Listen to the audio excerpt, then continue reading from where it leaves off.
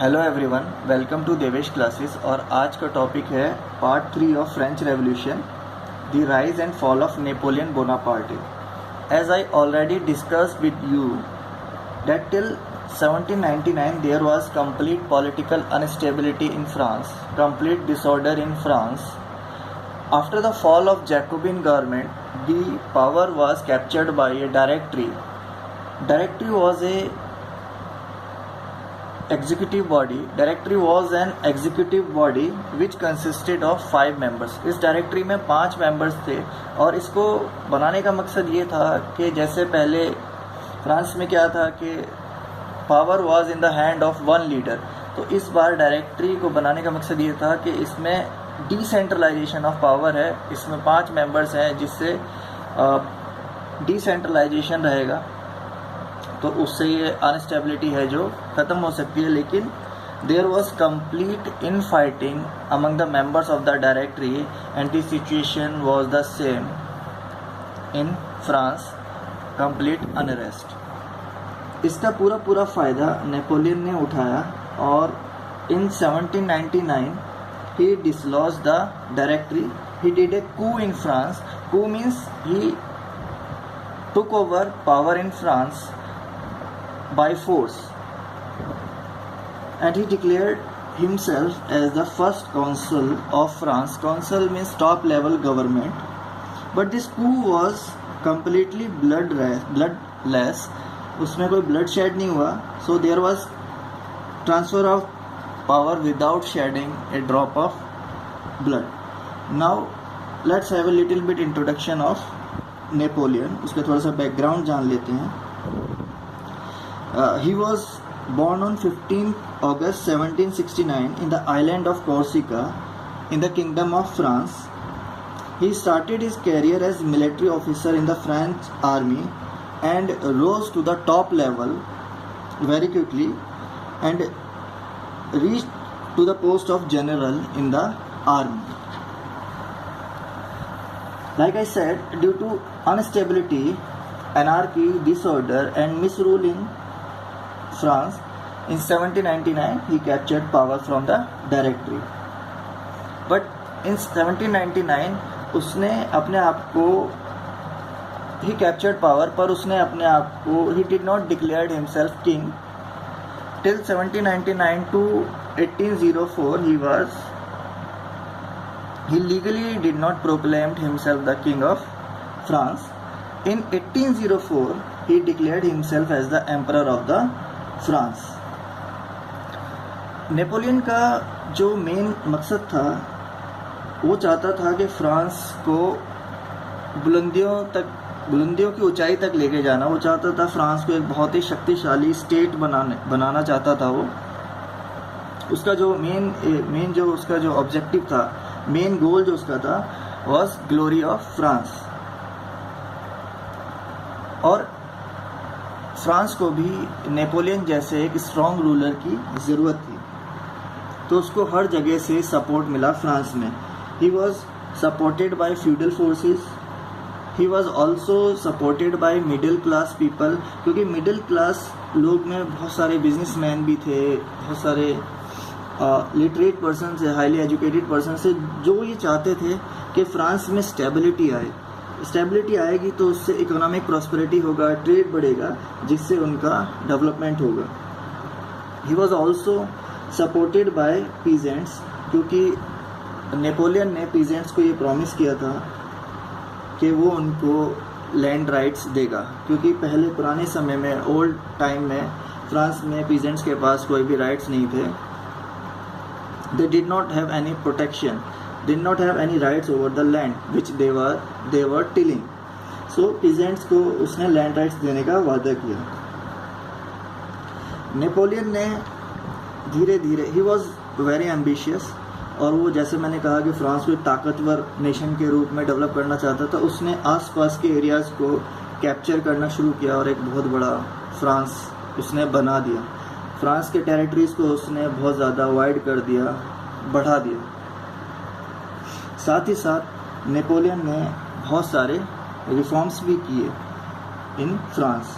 तो उसके रिफॉर्म्स को हम कुछ कैटेगरीज में डिवाइड कर सकते हैं, like administrative reforms, judicial reforms, economic reforms and religious reforms. तो let's discuss first his administrative reforms. Administrative reforms में उसने सबसे पहले क्या किया, he established strong and stable France state.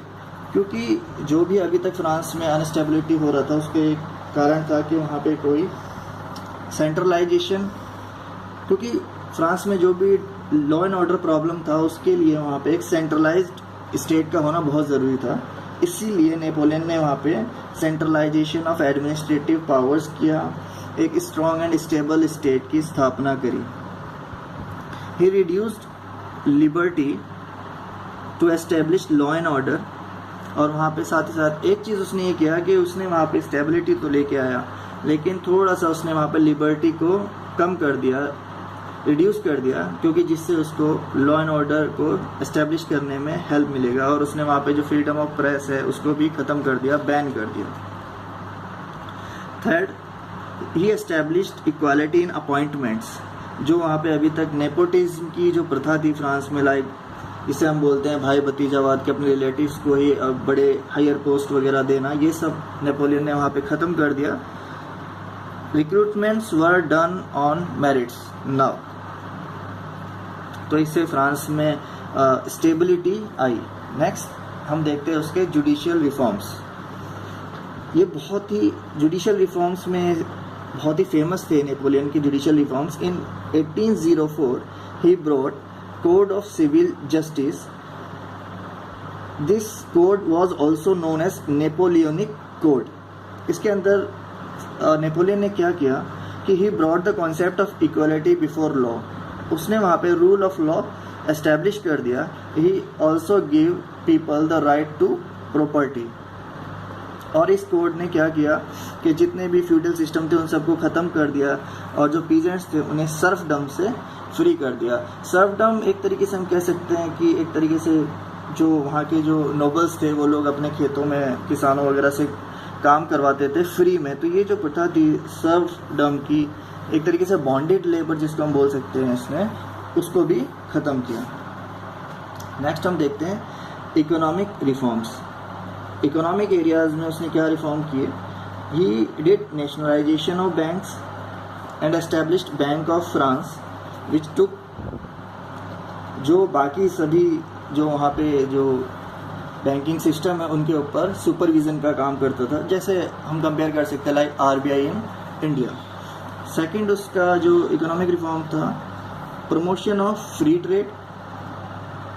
Next, protection of private property and uniform system of weights and measures. उसने uniform tax policy भी लगाया फ्रांस में।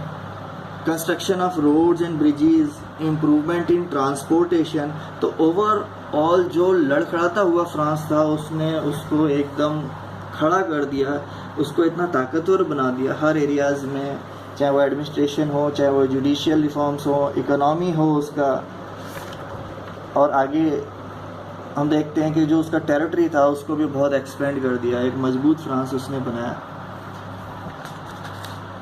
नेक्स्ट उसके देखते हैं हम रिलीजियस रिफॉर्म। रिलीजियस रिफॉर्म में भी उसने he adopted a secular policy and give freedom to follow any religion. उसने अपने लोगों को किसी भी तरह के धर्म को मानने की, प्रोपगेट करने की, प्रोफेस करने की पूरी आज़ादी दी थी। तो ओवरऑल हम देखेंगे, yes he did control all the powers but he also gives certain freedom to his people। क्योंकि बस उसका अगर हम देखते हैं कि नेपोलियन ने सिर्फ जो फ्रीडम ऑफ जो लिबर्टी है उसको थोड़ा सा कम किया था, क्योंकि उसको कम करने के पीछे रीज़न ये था कि तभी वो वहाँ पे लॉ एंड ऑर्डर ला सकता था। अदरवाइज बाकी सभी एरियाज़ में उसने इक्वालिटी को प्रमोट किया। Now look at the fall of Napoleon. कि इतना सब कुछ करने के बाद भी नेपोलियन का फॉल कैसे होता है। His invasion of Russia in 1812 proved a wrong step for him. He was badly defeated and went into exile for 2 years. क्योंकि मैंने जैसा आपको पहले ही बताया कि he was imperialistic in nature, वो ज़्यादा से ज़्यादा टेरिटरी को कंट्रोल करना चाहता था, क्योंकि वो चाहता था कि एक पॉलिटिकल पूरा इंटीग्रेशन हो फ्रांस और उसके आसपास के एरियाज़ में, और इकोनॉमिक इंटीग्रेशन हो। इसके लिए वो ज़्यादा से ज़्यादा एरियाज़ कैप्चर कर रहा था। लेकिन जब उसने रशिया पे अटैक किया तो उस बैटल में वो हार गया और वो एग्जाइल में चला गया 2 साल के लिए। He again returned from exile and he tried his luck once more, लेकिन the famous battle of Waterloo, इतिहास में बैटल बहुत ही फेमस है जिसे हम बोलते हैं बैटल ऑफ वाटरलू। वाटरलू एक प्लेस का नाम है बेल्जियम में।